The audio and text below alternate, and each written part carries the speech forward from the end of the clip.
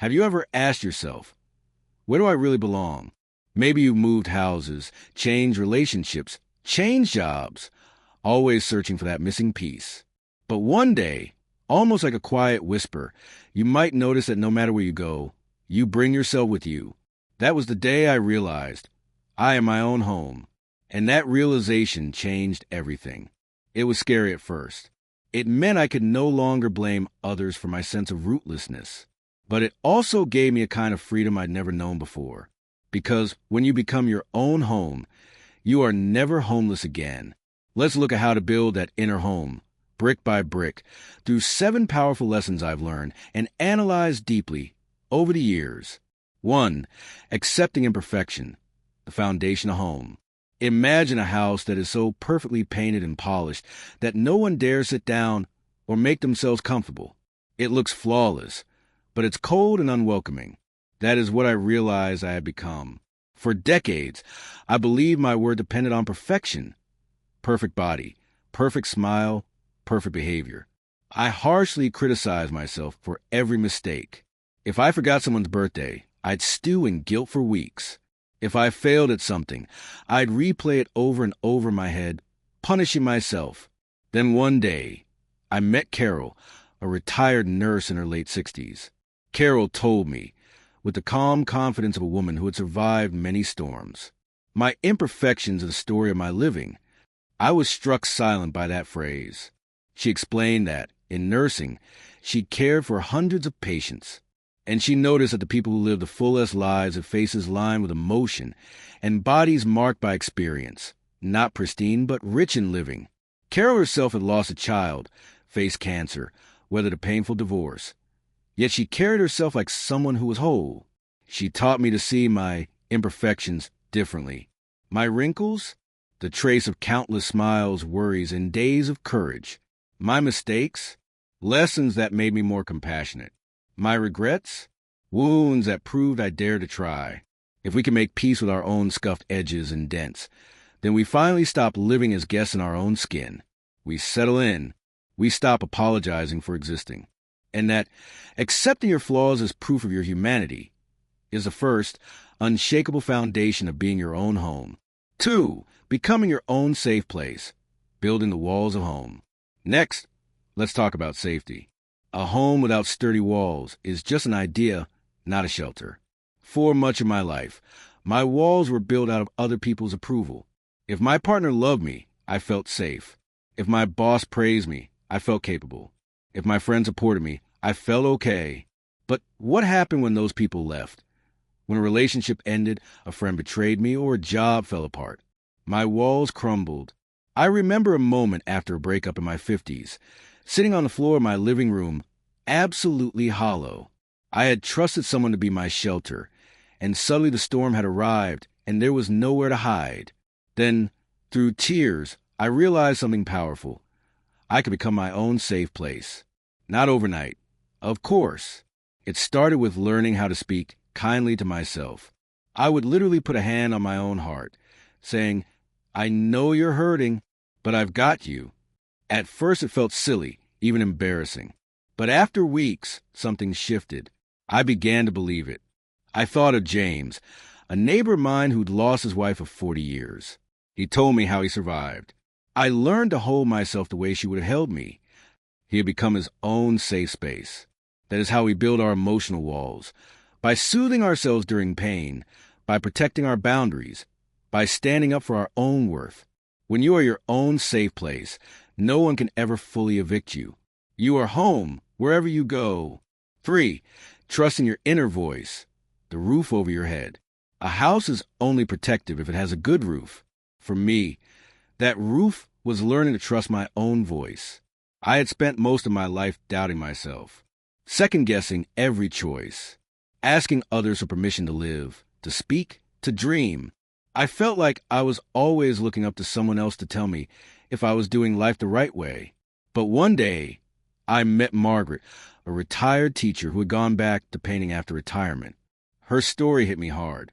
Margaret had given up art decades earlier because someone told her she'd never make a living at it. For 40 years, she obeyed that voice, silencing her own. At 70, She picked up a brush again and said to herself, I will listen to myself, no matter what others say. Her paintings were bold and free, not perfect, but alive. That's when I realized that if I kept ignoring my own voice, I would always live under a leaky, broken roof. Our inner voice is what protects us. It tells us what we want, what feels wrong, what boundaries we need, what dreams we still hold. Ignoring it is like leaving your roof open to every storm. Listening to it and trusting it is how you make your inner home a place of true shelter. For carrying peace wherever you go, the warm hearth. When you walk into a cozy home on a cold day, the warmth of a fire feels like a blessing. That fire in your own inner home is peace. For years, I thought peace was somewhere else.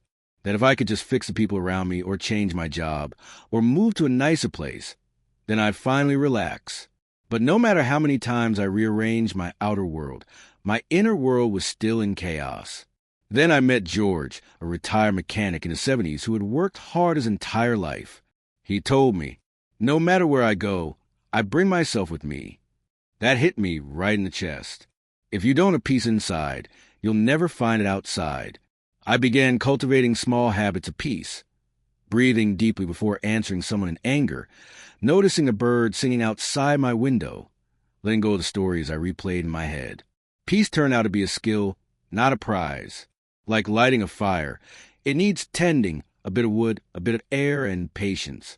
When you can carry peace within you, you warm your inner home against every winter that comes. 5.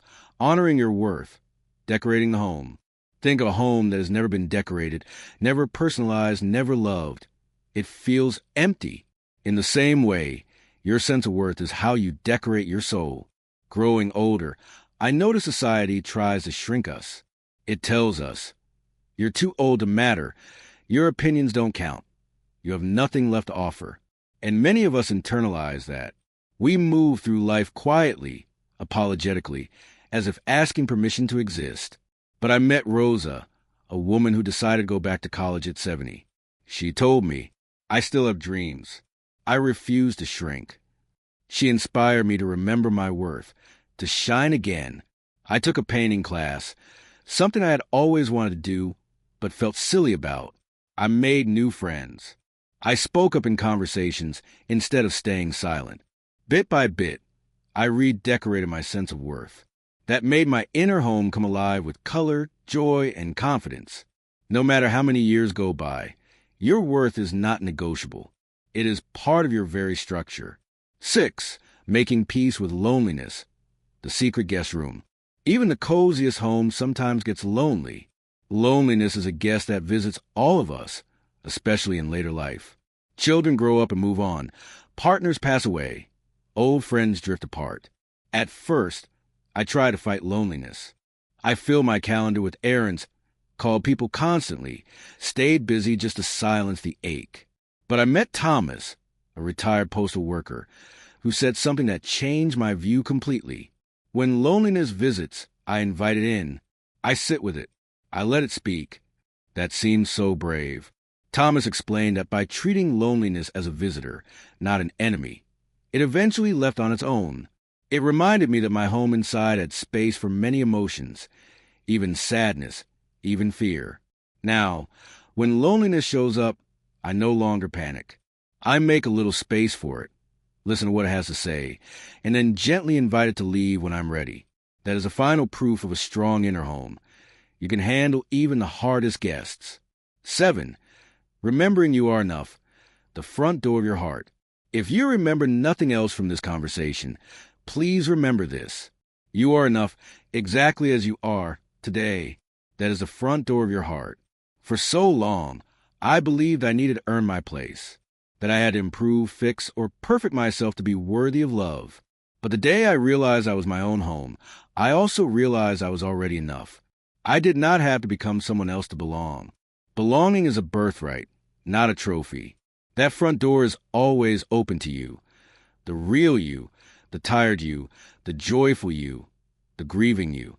You are welcome inside. You are welcome home. So I ask you today, where have you been searching for home? Who have you asked to give you the belonging you can only give yourself?